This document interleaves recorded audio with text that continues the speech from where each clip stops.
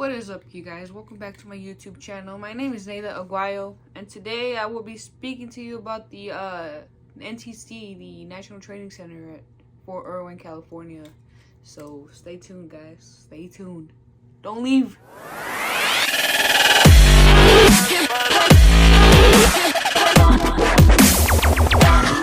Welcome back, and thank you for staying. So I know I haven't posted in a while. And my apologies, it's been a heck of a time for me lately. And, but here it is. And on my previous video from, my journey to NTC, I did mention I was gonna try and do a, day of, or day in life at NTC, which that did not happen just because we weren't allowed to be on our phones over there. But here is what happened, stories and scenarios, and I will be also giving you guys a few tips, advice for those that are going and never been. But for those that have been and is watching this video, feel free to leave a comment to see what I missed, or if you feel like I was wrong in some way. I don't know, but you know, this is just in my opinion, you guys. Just don't take this shit serious, okay? But I went to NTC in September. It is now January, so it's been a couple months here. And for those that have been to NTC and hated it over there, I can, understand why now. This was my first time at NTC, and for me, in my opinion, this is my opinion, guys, it wasn't that bad. But who knows, I'm just a clerk. I work for the mechanics. I know that the mechanics hated it over there just because they were always busy. Fuelers were also very busy. They hated life over there. There was some arguments, newly created friendships, others created enemies. But it's one heck of a time out there, let me tell you.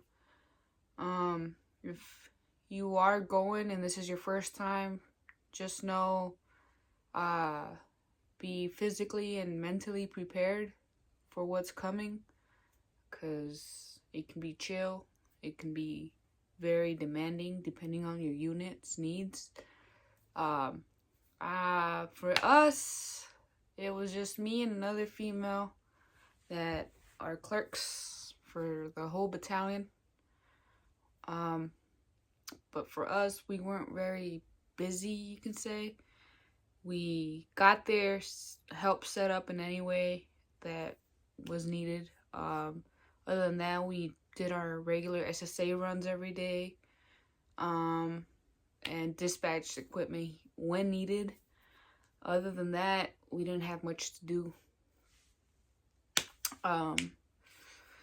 It's very self-explanatory there. Once we got to the box, we didn't go to the SSA. We actually had assigned personnel from another company that went to the SSA for us and dropped off whatever they picked up for us at the box, which was one heck of a mess, because out of the whole 2 weeks that we were at the box, we only received parts maybe 2-3 times maybe out of the entire 2 weeks. There was hella parts missing. It was just a mess, and I saw it coming, because why would you trust other people to pick up your parts, right? But that's not for us to say. However, mechanics, fuelers, if you're a mechanic or fueler, I'm sorry. They worked long hours. They worked all day, every day. And it is very physically and mentally demanding for y'all. because shit broke all the time. Because, you know, if you're in the military, you know nobody PMCS's their equipment nowadays. It can be from something very simple to, you know, it's broken. Fuelers, you will do quite a few fuel runs throughout the day. Different shifts, can be day, can be night.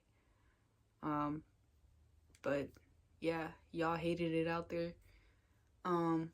But in other words, it was my experience. It was a very good training. And it was training that is very needed, you know, just because when you're on post, you do the basic. You know what to do. You're on this daily routine, right? At NTC, you really don't know what's coming, and I think that's good in a way, because it prepares you, you know, maybe for deployment or something. Like I said, also because y'all are living with each other, you guys get to see people's real colors. You start liking some that you know didn't know before, and you start hating other people because damn, this is who they really are. And I wouldn't blame it so much on them. It's just NTC can really get the worst out of people because that's just their mentality. However, also be prepared to lose a lot of weight, because everybody came back with quite some weight off of them. I know I came back very skinny, but also very tan because it was September. It was very hot still. But you know, you come back from NTC and you said, fuck that, let me gain my weight back. And most of us did. I did. Also, it was in the middle of the pandemic. So, you know, we did have a few cases out there of COVID. Freaking COVID. Which got half of our unit quarantined, leaving very few out still in the box in the field. So that got us extra duties, details, picking trash up for everybody else, because, you know, why not? It's not the military without extra details, right? Am I right? But what made it up for me was the night sky. That was my favorite part of the day. Just because you can see all clear skies. Like, there's so much stars. You saw the Milky Way, shooting stars. It was very beautiful. I'm sorry, I had to say it. I had to mention it.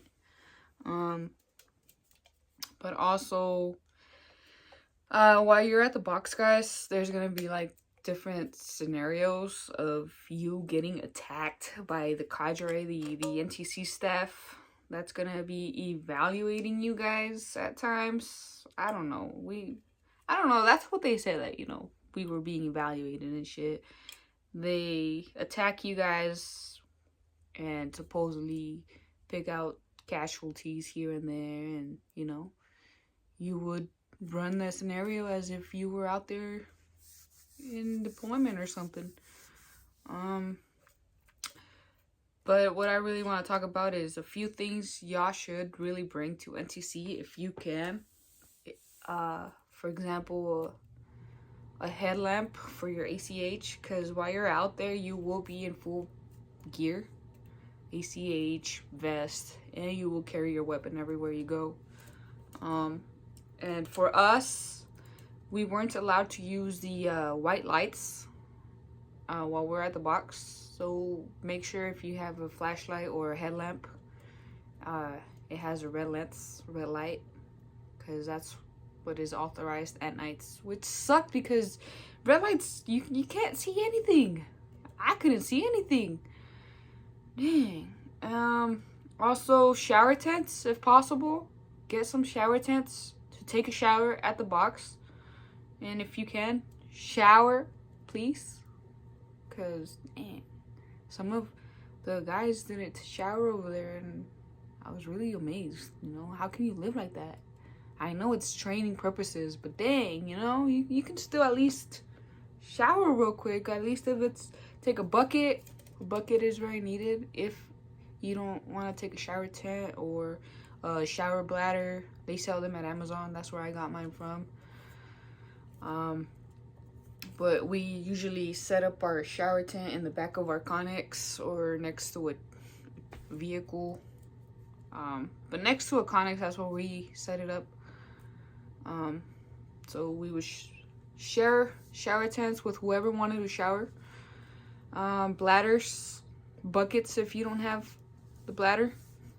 Our bladder's ripped, so good thing we had buckets available for us.